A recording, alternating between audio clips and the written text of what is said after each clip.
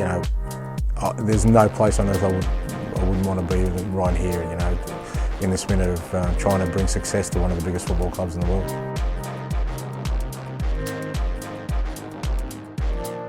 The basic underlying principles that I want my team to play football that scares the life out of every opposition, mate. That's kind of the end game.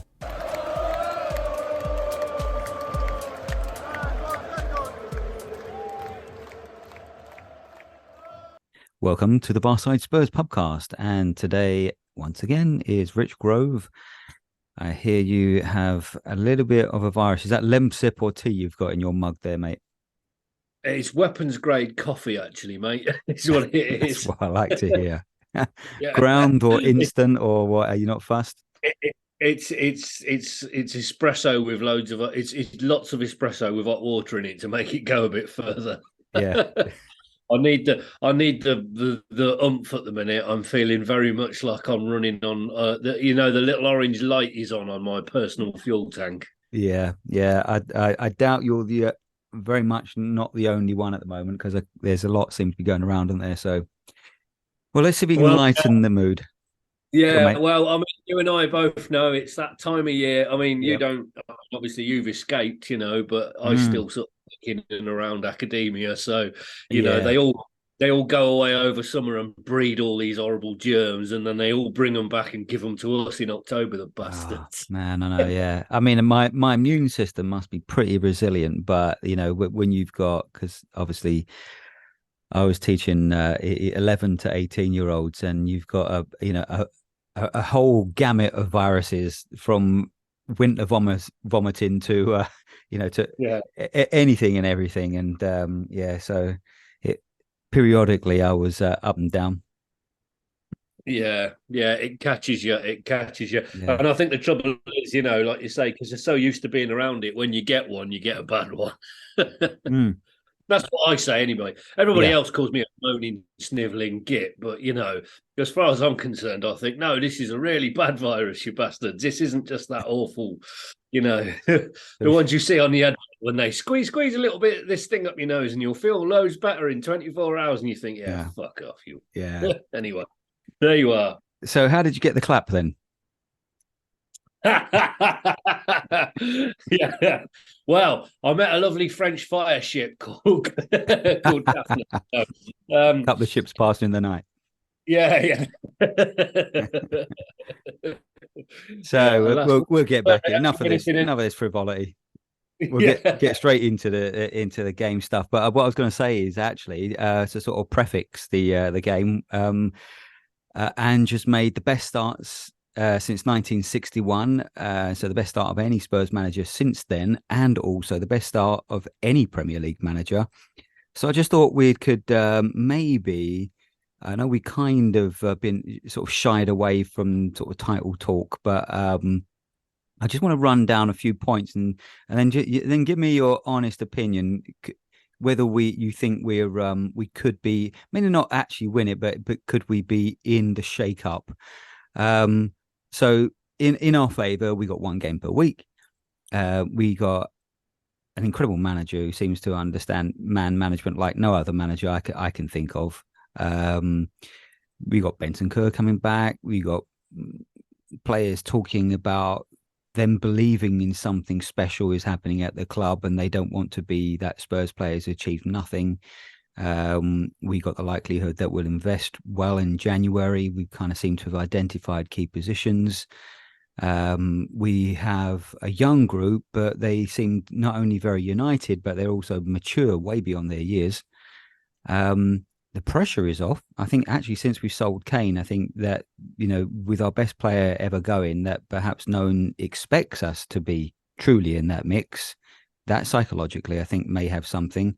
And of course, then you've got Andrew's relationship to the fan base, to the media, and to everyone. It just kind of feels like we're in a good place at the moment. Do you honestly feel that we could be in the shake-up, or do you feel that's probably a bit premature?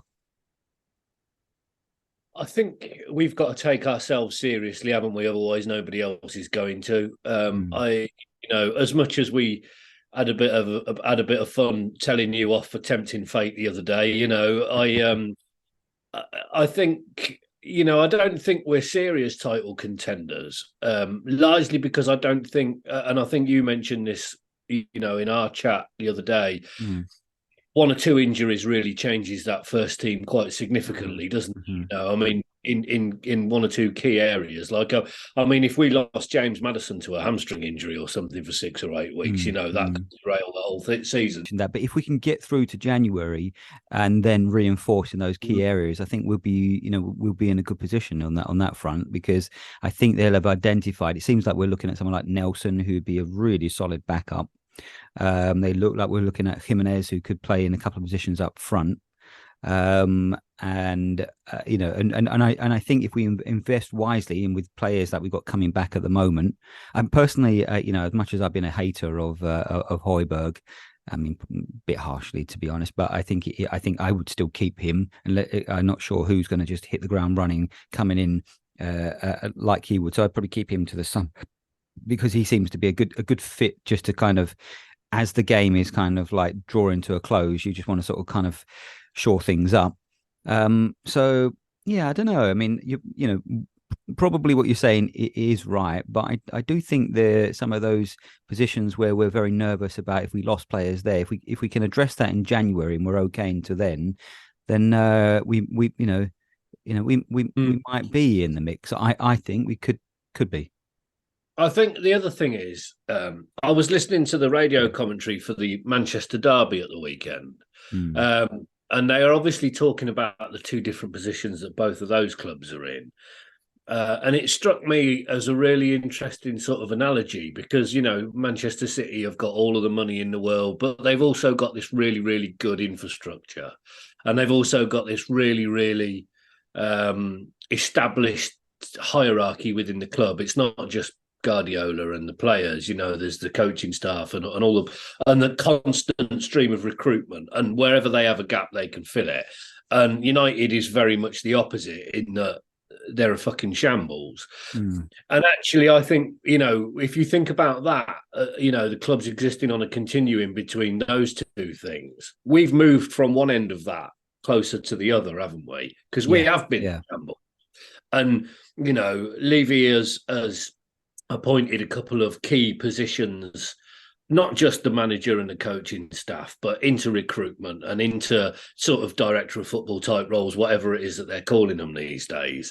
And you wonder whether or not actually that's equally important, but perhaps less often spoken about, is that our likelihood of bolstering the squad in January has improved because we've got better people actually doing that business now. Yeah. And also there seems to be a whole lot more structure to the club that has been missing for a few years, because we've had people like Jose and Conte that are sort of fly-by-nights, and they come in and leave everything like a smoking wasteland when they go, And I think that you're like agreeing with what you're saying, but I think that wants bolting onto that as well, because I think that's quite an important component to our chance of success. It made me think of back to, my happiest time as a Spurs fan was under Martin Jol. And key to the fun of all of that, and key to the success that they had, because we came from nowhere to being finished outside the Champions League on goal difference the year before he sacked, didn't we? Because of Lasagna Gate or 1 point or whatever it was. Yeah. But key to that sort of that early transition was the fact that we had people like Frank Arneson and then Damien Comoli in there doing that work. And all of that's been missing. Under Poch, we had Paul Mitchell, and then he went, and then it all sort of fell apart. And then whatever's happened in the last 5 years has happened in the last 5 years. But now it appears that they've plugged those gaps, and you think, yeah, okay, so we might start seeing some decent players come through again now, and I think that's almost as exciting as everything else, because I'm a very boring man and I get excited like that. No, I agree, and I think it's very.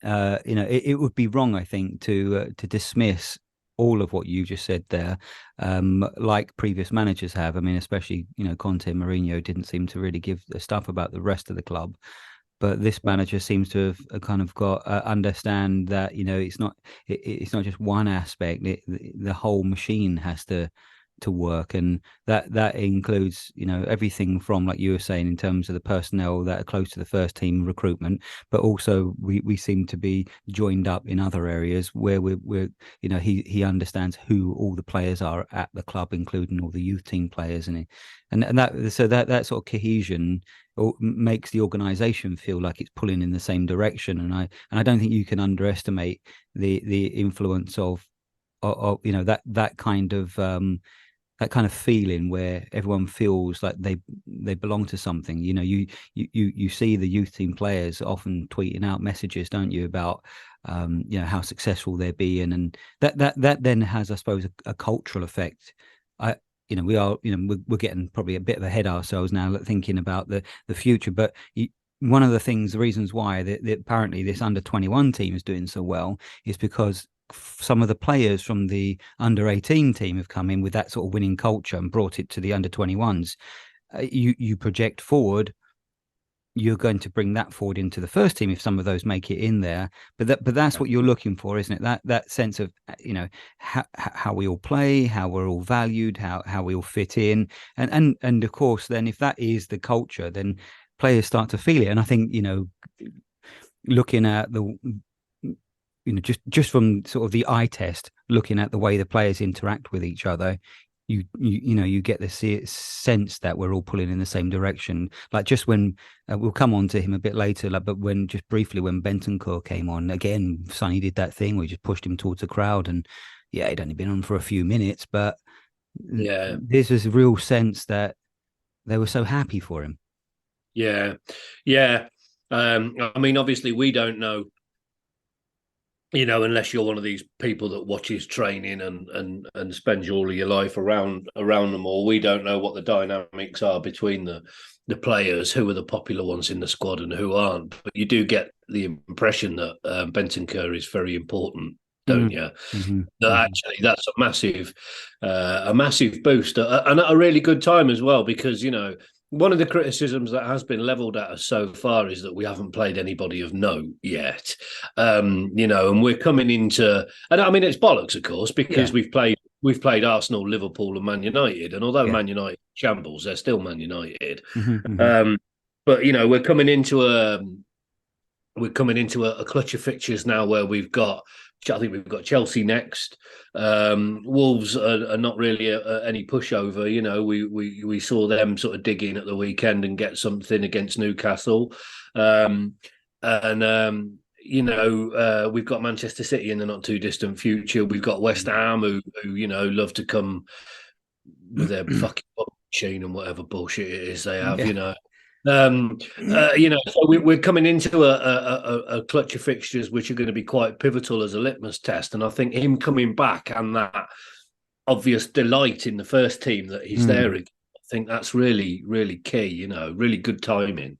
I mean, it may be that they're, you know, that they're too young at the moment, when we're just a little bit off it, but I do feel that we'll maybe be quite close, only because when you look at the league at the moment, Man U don't look, like we just discussed, don't look anything. They've fallen well away.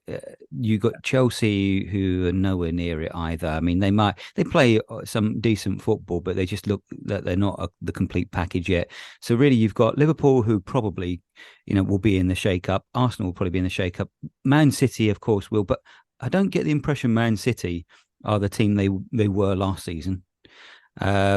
And so then it's, you know, I would include us in there, and you just don't know over the course of the season, bearing in mind we only have one game a week, how that may well benefit us. You know, there's an argument, of course, that those players we got are young and inexperienced, but also they're not carrying any legacy or baggage that, you know, of this kind of Spursy Dr. Tottenham, you know, albatross, if you like, round their necks.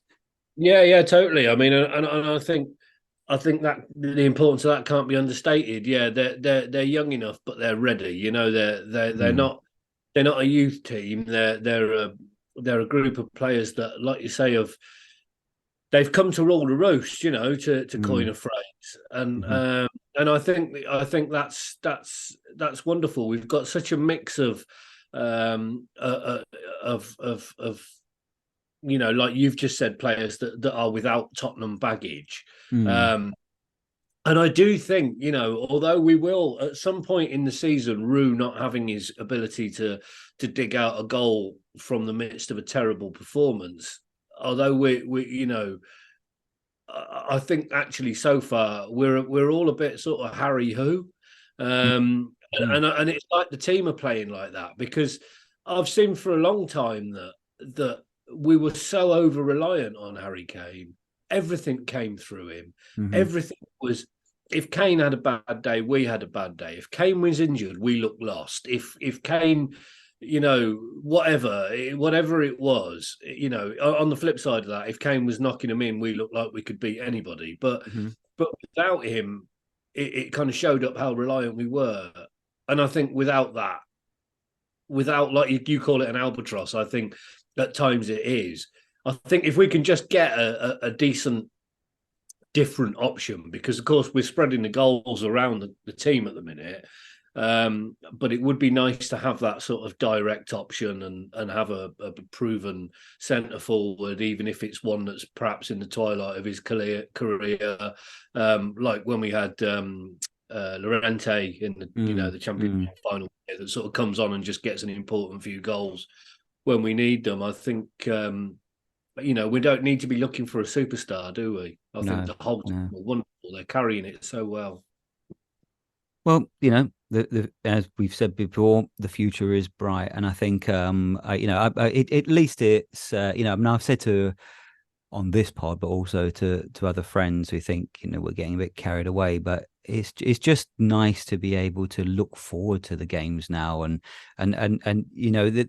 also there is this kind of strange feeling, which you take some getting used to, is that when we seem to sort of get ahead in games, you kind of feel that the players have got enough nous to manage the game as well, that they've been coached the right way or been selected the right way. I mean, there's been talk recently, isn't there, of Ange personally interviewing on several occasions various players just to make sure they're coming for the right reasons, and and sort of sussing them out as people as well as players, because like he says, you get to this level and everybody's good, but what makes it different is you have to get the right combination of people.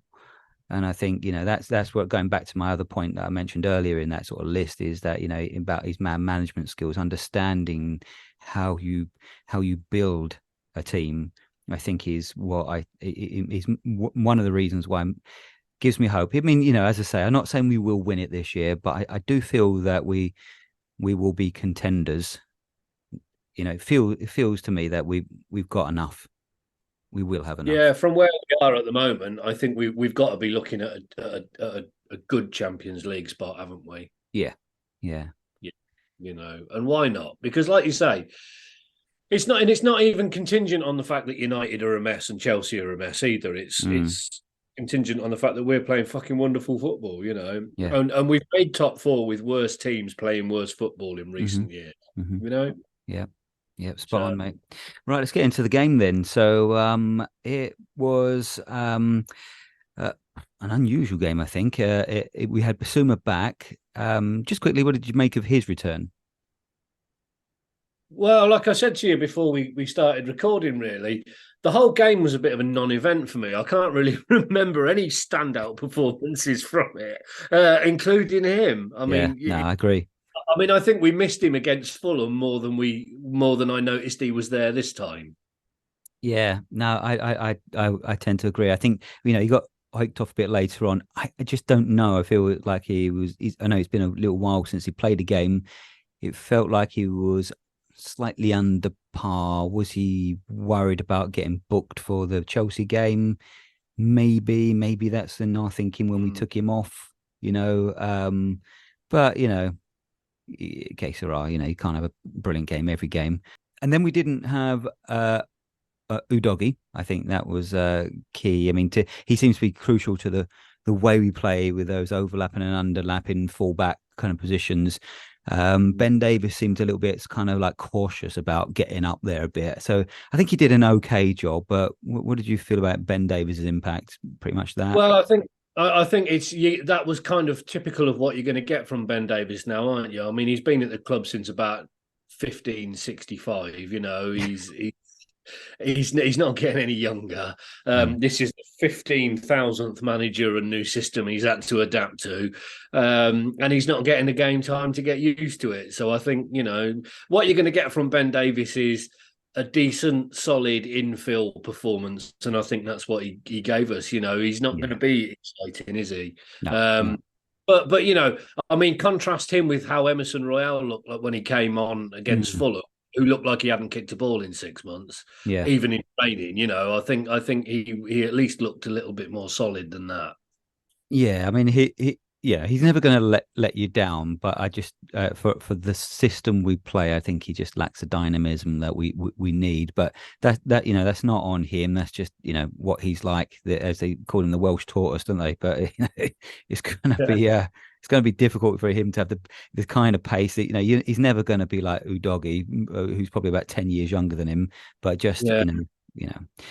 Anywho, so he did a decent enough job. But talking about doing a job, one of the things I noticed that is Palace, I thought, came to make the game rough.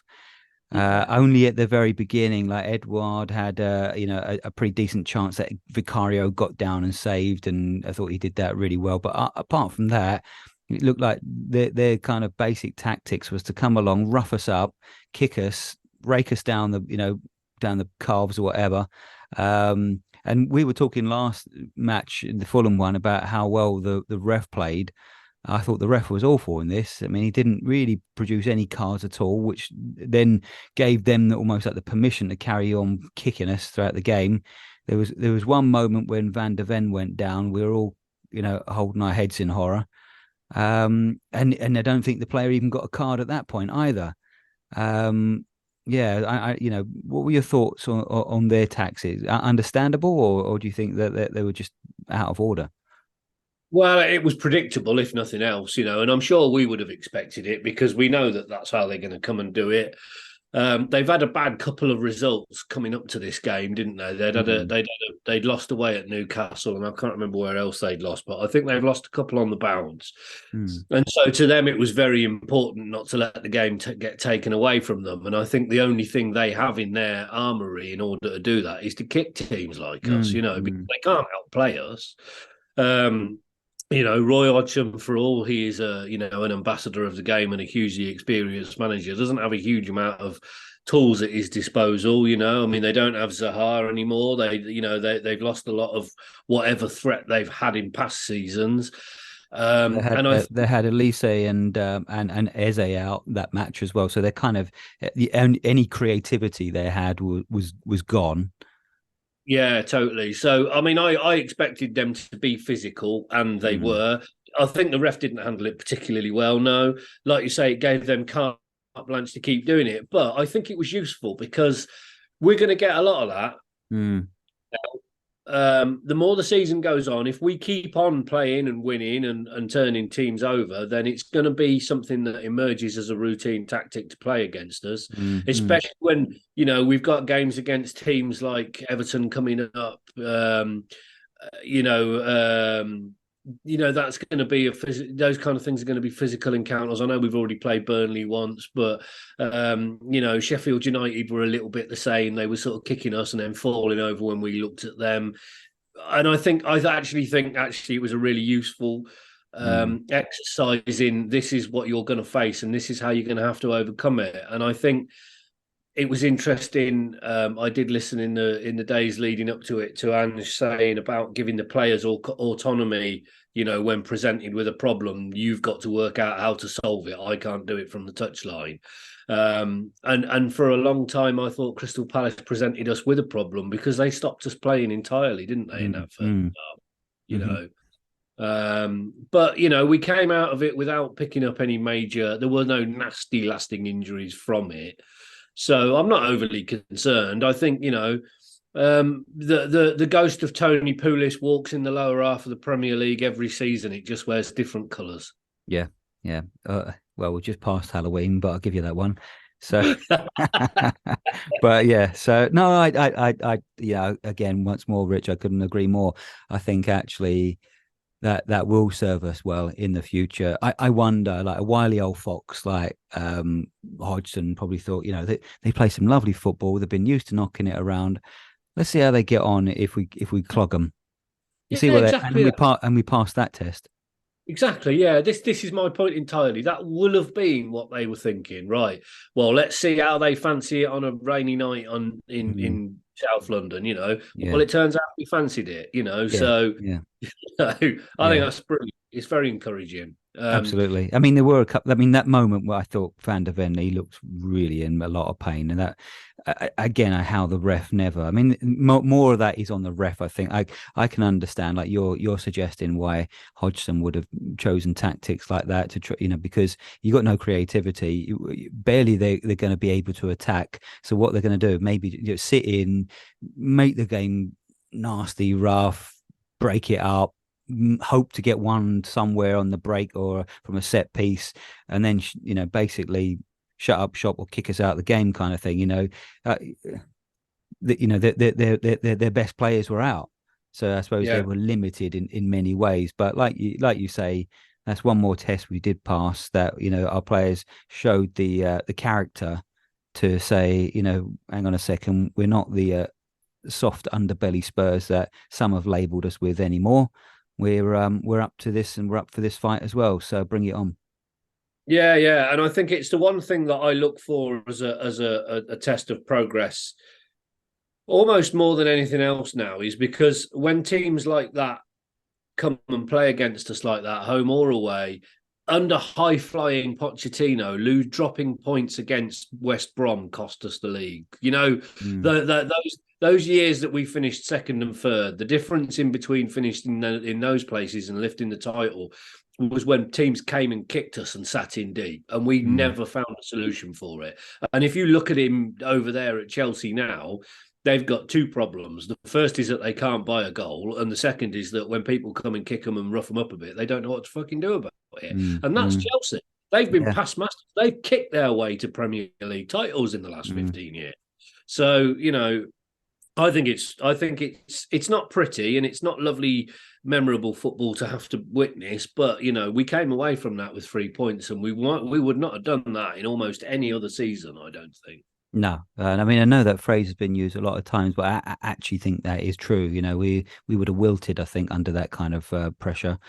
Yeah. So, and talking about sort of being, really sort of trying to control the game. Romero, incredibly, had the most passes of any Spurs defender in history.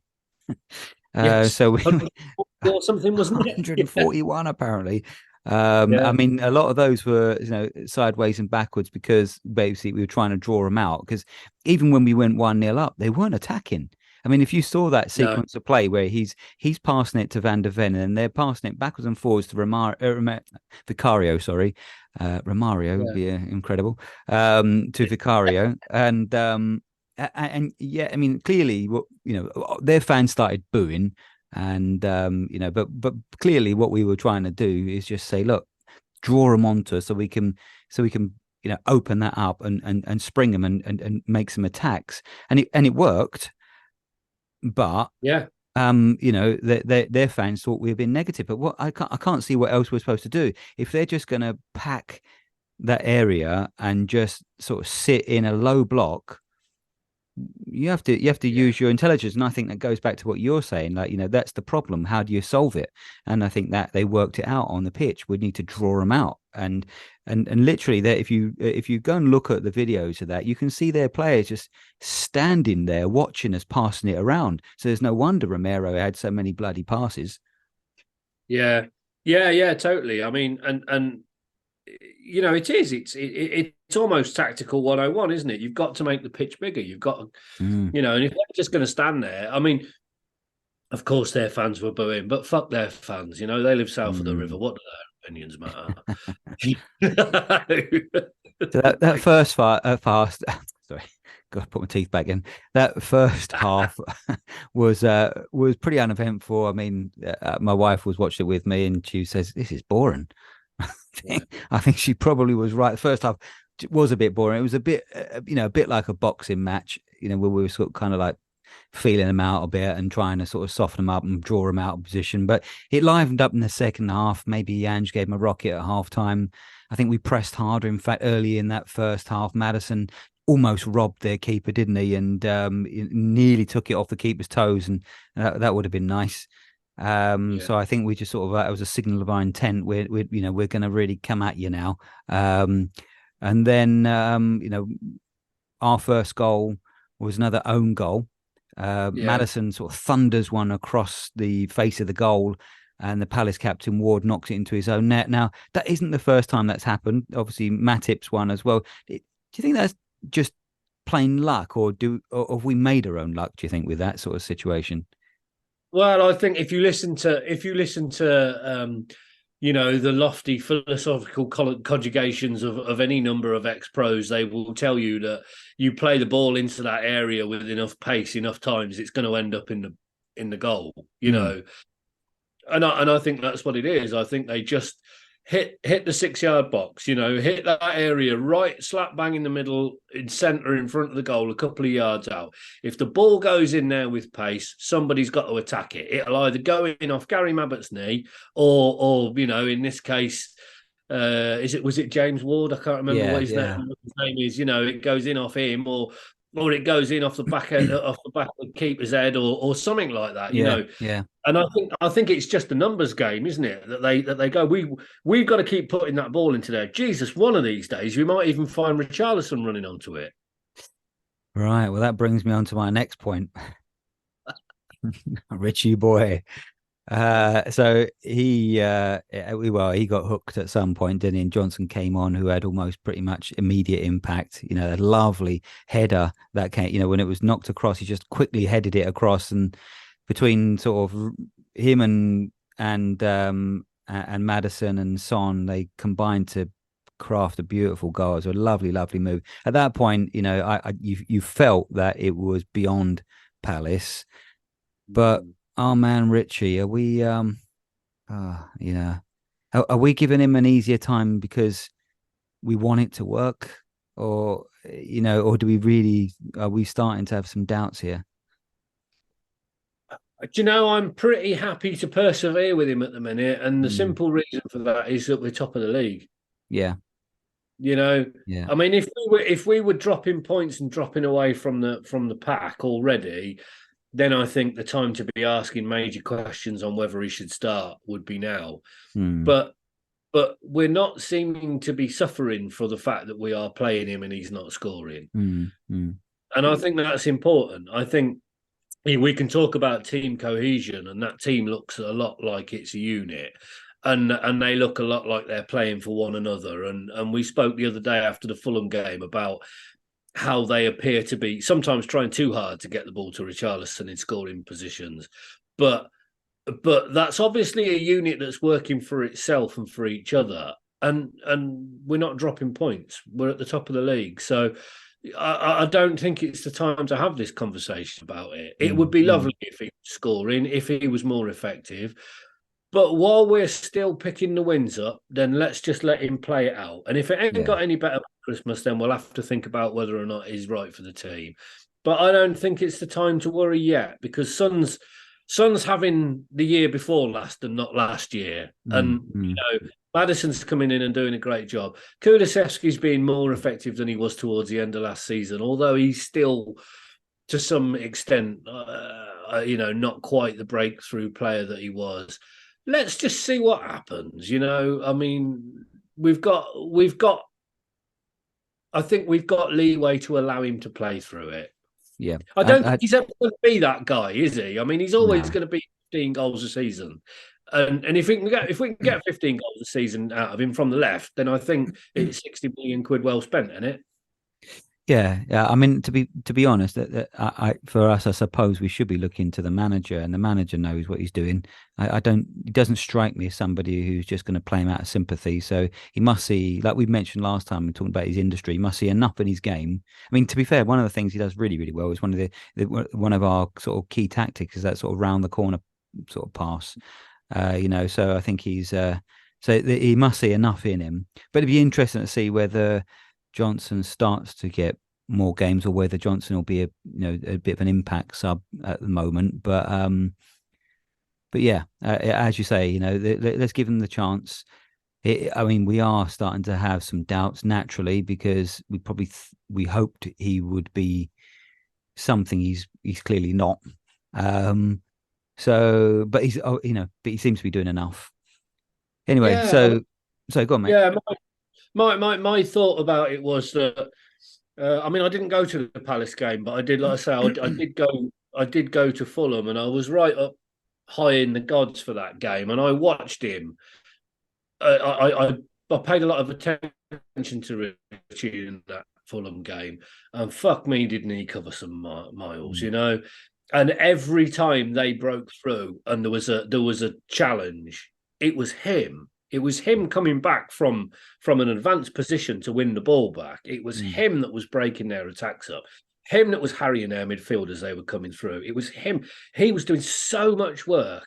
And I just don't think you can discount that industry as a useful thing, especially when Son and Kulusevski and Maddison are scoring. Yeah. Agreed. There you are. So I'll kind of like fast forward a little bit here. We had a sort of a raft of changes. As we said, Johnson came on, and Bissouma went off as well. And I think we seem to be managing Son and Maddison's minutes a bit, because they've been carrying a knock, haven't they? Davies came off and Royal came on. And then the momentous change, which was Kulusevski off and Bentancur on. He could not hide how happy he was to come on when you saw him standing on the touchline. And to be fair, neither could the players or we. I mean, you heard the crowd; they went mad, and he didn't get to do an awful lot in the sort of 5 or 6 minutes that he came on. He, was on, I don't know, something like that anyway. But he was neat and tidy, and I just think it kind of was more symbolic, wasn't it? I think it seemed to sort of lift everybody, lift the fan base, lift the players. I mean, firstly, what do you make of that? Is he back early in your thought? How important is this going to be? But and also my last part of that question to you, Rich, is who does he displace eventually? Yeah, I mean, it's an interesting question, isn't it? I know you've asked this before. Where does he fit into this team? But I mean, I don't know whether or not I would say that there is an obvious, like you would, for instance, say that he would replace Sarr as a de facto, 1-for-1. But I do think that, with Bissouma's propensity to pick up cards, there's probably going to be a reasonable amount of opportunity for them to interchange on a fortnightly basis. Sarr has been carrying a knock, hasn't he? So and those two positions in the centre of that team, they do an awful lot of work, and there is a lot of opportunity for them to need game time management. So I think there's like a natural circulation in which those three players plus Højbjerg. And I think you are right in what you were saying earlier, that it's all easiest for us to get all over Højbjerg because, he's a miserable fucking wanker and he waltzes about with his hands in his pockets half the time. But he is an effective player, when we need a big lump of something in the middle of the pitch. So I think between the four of them, that's squad depth, isn't it? That's so I don't know whether it's a question of natural replacement. I think it's a case of, we might only have 38 league games plus whatever time we get in the FA Cup this season, which will hopefully be half a dozen games and a trip to Wembley or whatever it works out, 8 games, isn't it? On the way to the double. On the way to the double, winning the double's going to take more than 2 central midfielders. Oh yeah, naturally. Yeah. So I think that's where he fits, and and I think I know I alluded to this last week on the Fulham pod, was that actually I'm not so concerned about where he fits. I'm more pleased about the fact that there's no pressure on him to come in and do a job now, because that's the injury he's come back from. and it's a career-altering injury if it's not managed properly in its recovery. And we're terrible as a club of doing that. We've fucked up so many good players over the years by bringing them back and throwing them straight back in. If we can manage Bentancur in a much more positive manner, if he can play 5 minutes this week, 10 minutes next week, 20 minutes a week after that, half an hour, and then half, if they can properly bring him back in, it's better for him. It's better for us long term because we get to keep that Rolls Royce midfielder that he is. Because fuck me, he's a good footballer. It'd be such a shame to him. I suspect you're right. I mean, he's back a little bit earlier than I thought, but I think the strategy you mentioned would seem the most logical. I mean, what do we know? They might play him full 90 next match, but it would seem logical, wouldn't it? Considering he seems to be pretty good with the way he manages players' minutes. That in the lead up to AFCON, when we will lose Basuma and we will lose Sarr for a little bit, that we basically just phase him back in, build up his minutes over that time, and then when they're gone, he steps in. Now, who he replaces out of that lot, because I suspect once he gets back in, he might be hard to shift because he's such, as you say, he's like this Rolls Royce of a player. I think, it's going to be harsh on whomever really he does displace, and I do suspect it will be Sarr. But but then it does it's a lovely dilemma, isn't it? I mean, Sarr's been fantastic, and then to have someone like you've described him as a Rolls Royce of a player to come in, and you've got them scrapping it out for that's dream, it's dreamland, isn't it? Yeah, I mean, and don't forget as well, it's not just the duration of AFCON; it's the month after it. Because anybody that we lose to that potentially goes a long way away for a long time and then has to reacclimatise and recover and change, pace of football and get used to the Premier League again. I mean, we all saw it happen after the World Cup last year with the England players and with any of the players that we have that played in the World Cup, that actually, that sort of acclimatization to an entirely different system and an entirely different style of football, you can't as easily switch it on and off. We'll take Van der Ven, for granted, another imperious display.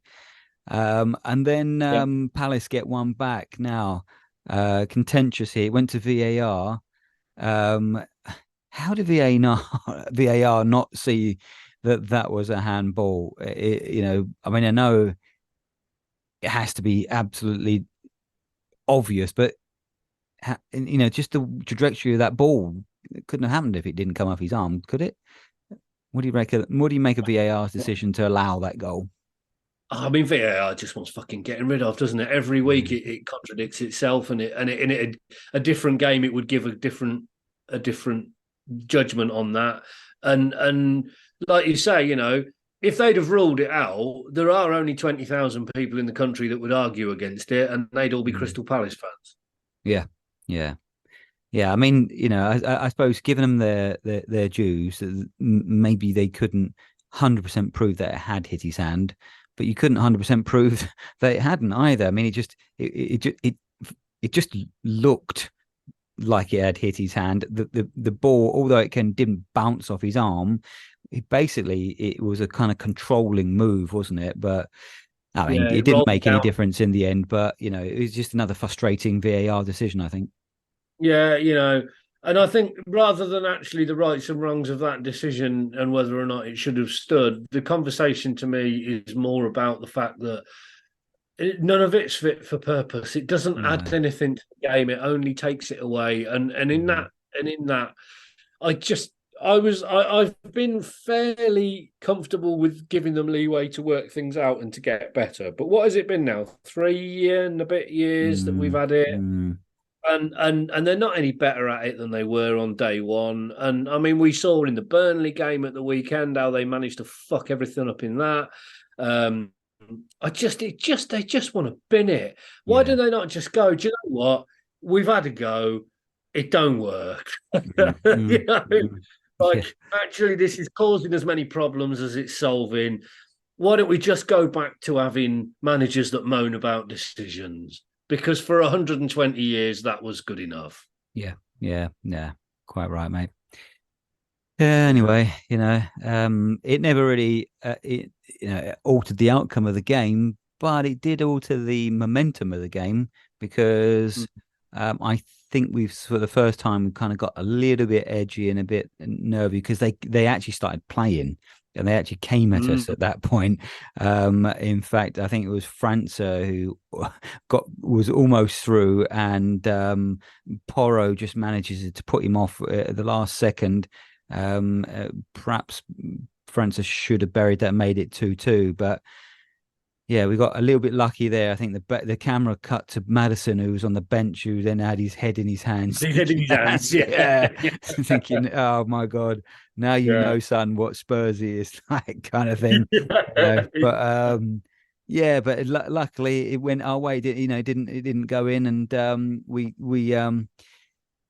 seemed to, I suppose, at that point make a bit of too much effort of it. But then, I think we settled down again and we sort of managed the last few minutes pretty well. And then we finished 5 points clear, mate. I know. And what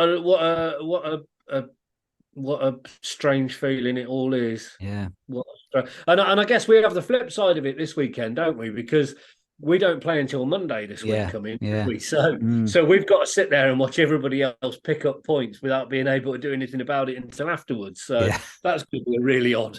It was lovely having a weekend where you knew no one could overtake us. This weekend they can, of course. But having said that, it doesn't fill you with sort of a dread. It's like there's less jeopardy being right at the very top, isn't there? Than it is like you struggling for European positions. So at the moment, it feels like, okay, well, we got the game on Monday.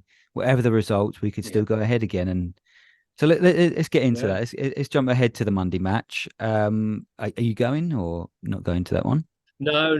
I'm away at the moment, so I won't be going.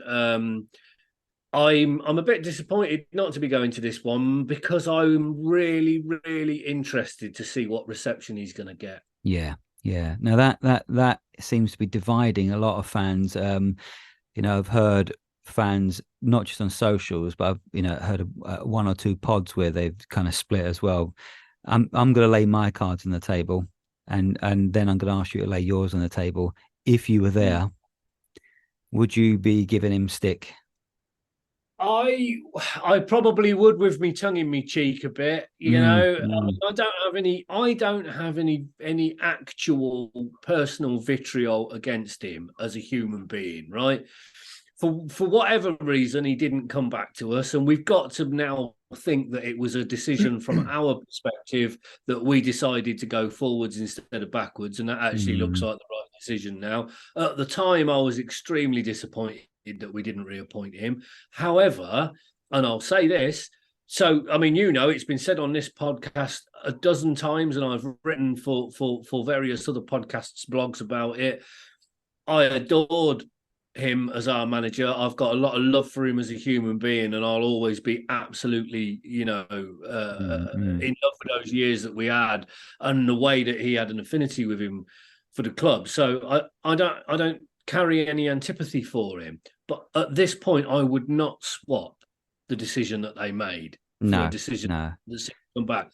And that said, I think if he was any sort of a human being, he'd have gone on the dole instead of work for Chelsea. So I think you've got to give him a bit of stick. I'm going to give him a bit of clog, but only for a bit. Context wise, when it happened on the 19th of November 2019. It broke my heart. I absolutely loved the guy, but it's because I bought everything he said, hook, line, and sinker, about how much he connected to us and loved us as a club, and that's the sort of person you want at your club. And I it really hurt when he wasn't there, and you were given the shitheads that we had as manager after that. I was a lot of us were pining for him all the time, and those days under his leadership.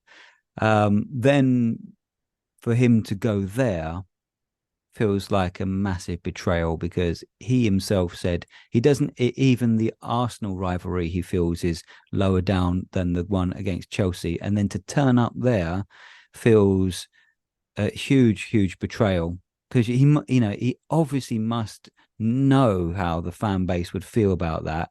I don't begrudge him taking a job to get back in the Premier League. I mean, maybe beggars can't be choosers. Maybe he had to make a decision on that basis. But there's so many places he could have gone. So it feels like, yes, I'm sure he'll get some stick. I mean, maybe some will just sing Ange's name even louder, or maybe that Robbie Williams song where they sort of call him out, But I just, I think it'll be like that because fans are hurt. That he went there. I think the two sides of it is they're entitled to feel like that, and I have felt like that, and when he went there, I thought, fuck me now, But these other things are also true. We're fans. He's a professional. He's got a living to earn. I'm sure Chelsea are paying him fucking tens of millions of pounds a year. And if somebody offered me £10 million a year to go and work for Chelsea, you're fucking right, I'd go and work for Chelsea. One of the other people who I've got a massive amount of time for football for in the football world is Emma Hayes. She's the Chelsea women's manager, and she's Spurs through. And Hoddle did it. And Hoddle did it as well. You've got to remember that this sort of latent, the fact that we detest each other. I mean, I grew up in a family that was split 50-50 between Chelsea and Spurs. I spent as much of my childhood watching Chelsea as I did watching Tottenham. And there was never that antipathy. I mean, largely because Chelsea were a shoestring club, I think. We didn't, it was like, I don't know, but this kind of pantomime, like we hate everybody and all this, it's cosplaying hooliganism again. Yeah, there was that.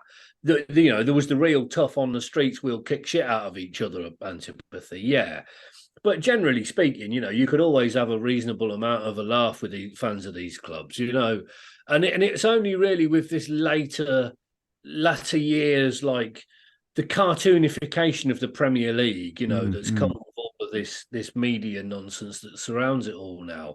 That's kind of supercharged all of that. And so like I always say, it's that adage, isn't it? You hate Arsenal because you're Tottenham and you hate Chelsea because you're a human being. But, and there is a bit of that, with the way that they behave and the way that they are and the racism. I mean, they have their first song that they sing is about how much they hate Tottenham. Yeah.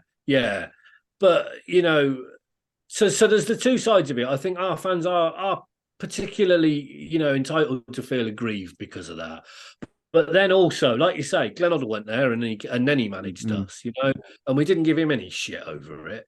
I think the atmosphere will be a bit febrile. I think there will be that, there will be a real edge to it. But some of it, as you say, I think it is pantomime, and actually that's all right. I think that's all right. I mean, there is an element of that sort of pantomime baddie stuff, like William the other day, where they're booing him and all that kind of stuff. It actually just gets the crowd going. So, as long as it doesn't get, like nasty. I mean, the only time it would get nasty is if they go 2 or 3 goals up. Yeah. I think so long as we give them the seeing to that, I think we should do.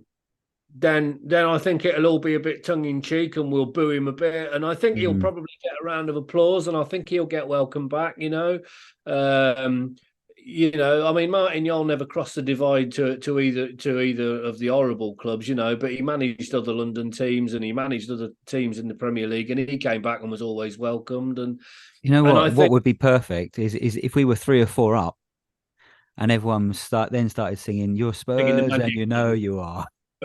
yeah. Well, I think we want to start singing he's the magic, song once we're 3 or 4 up, So how do you think they'll play? We know how we'll play, but I seem to remember Poch liking this kind of tactical foul sort of game, and of course we go back to the Battle at the Bridge, and that was a really niggly game. I would not be surprised if this game was a bit niggly and a bit more of a war of attrition between the two sides. It strikes me. I mean, I know they play quite good football, so it may not be, but I just get the feeling that he definitely won't want to lose this one, and it could get a little bit a little bit niggly at times. Yeah. I think they're going to have quite a lot of the ball. I think, yeah. I think that, like you say, they're going to be well up for it, aren't they? Mm, mm. I think we've had the lion's share of possession in almost every game we've played this season, except for perhaps away at the Swamp. And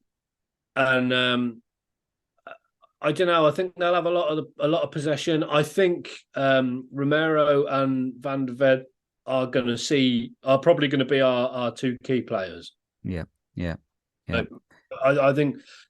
I think actually, going forward, they appear to do everything really, really well, apart from put the ball in the back of the net. And I would like to see that carry on. Yeah, say shush. Traditionally, this will be the game Jackson scores a fucking hat trick. But hopefully now we are just like that a completely different team. I feel positive about it, worryingly so. I feel like I think especially if we go a goal ahead, I think we'll really, turn the screw on them. And so should we go for predictions? What's your prediction? I think we'll beat them 2-1. And I think our winning goal will come quite late as well. I'm going to go 3-1 to us. Yeah, you're a bit more confident than me. I think they'll hold us off for huge periods of the game. I think that's what they'll do. Yeah. But I think this is a massive litmus test, far more than the Arsenal game was actually. Well, one thing's for sure, form kind of goes out the window. It's like when we play West Ham or play Arsenal, whatever the current league form, it doesn't matter, because for those teams beating us, it is so important to their season. So I think, we're going to know we're in a game. That's why I think it's going to be pretty, there might be a number of tactical fouls and it's going to get a bit leery at points, I suspect, because, they're down on their luck and they'll want to turn up and bring us down a peg, I think. So I suspect it'll be a difficult game. But I do think if we get a goal or so, goal ahead, like I say, I think we might be able to turn the screw on them, and then we'll see what they're made of and see how frustrated they get. Yeah. I mean, I think it's pivotal that we get the first goal, because if we're chasing the goal, then they'll close up shop and it will become very difficult for us. Because they are a well-organised team and results do not do them justice. They're a far better side than their position in the table actually sort of suggests. I mean, I'd love to see us play them off the park, but I think they're a little bit too technical for that. But I do think that if we can get the goal, then they're chasing the game, and that will allow us to get another goal. I think that's the way it'll go. I'm really, really excited to see how we go for it. I'd love to see us just go at them from the word go, to just put them under a shitload of pressure, not let them get any time to find their feet, for them to really, really know where they are and know they're in a fight from the word go. Yeah. And I think if we do that, I think that then sets the tone for everything that comes afterwards, because we've got Wolves after it, which, not the most glamorous fixture, but it'll be difficult. We've got Aston Villa, and fucking hell, they're a form side at the moment. We've got Manchester City, we've got a couple of really big tests, and I think this is the bit where he goes, right, all of this work we've done for the last few months, today is the day you've got to prove if it works or not. Yeah. Well, I think we played better against the teams that play better. I mean, ironically, I think we played better against Liverpool's 11 than I think we did against their 9. So this game, they like you say, I think their results haven't kind of really told a true picture of what that team is like. It's their attack that's been the issue, but their overall play has been pretty decent. So I think that will suit us. But that doesn't preclude my idea that it won't also get a bit lively and leery at points. Oh, I think it will. I think there'll be some cards in it. I think there'll be some tasty fucking challenges in it. And I do not see us getting rolled over. Even if we get beaten, I don't think we're going to get rolled over. No. All right. Well, I hope you're right, Rich. And I think we'll draw it to a close at this point. And I'll see you obviously next week for the follow-up pod. We'll be gloating, hopefully. Touch wood. Hopefully we'll still be top of the league. Yeah, and wouldn't that be nice? To be able to say that we've played Woolwich and Liverpool and Chelsea and Man United and still stayed top of the league. Still stayed top. Yeah. Well, yeah, I think we keep passing these tests. Let's let on to the next one. On to the next one. Lovely job. All right, mate. Well, I'll speak to you soon. Come on, you Spurs. Come on, you Spurs. You know, there's no place on earth I wouldn't want to be than right here. You know, in this minute of trying to bring success to one of the biggest football clubs in the world.